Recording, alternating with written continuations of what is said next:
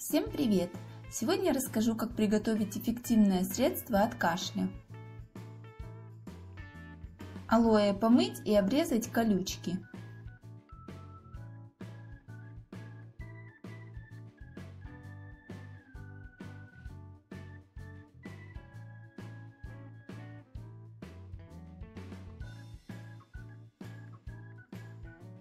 Листья алоэ разрезать пополам.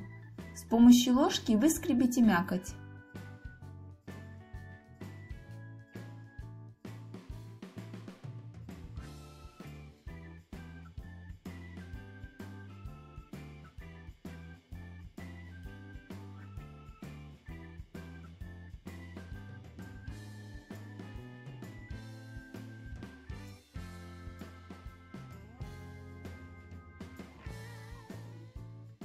Переложить в миску и добавить мед в соотношении 1 к 2.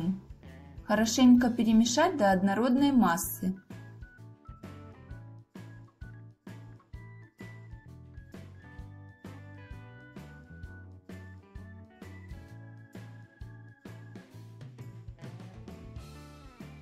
Готовое средство хранить в холодильнике. Принимать по 1 чайной ложке 3 раза в день.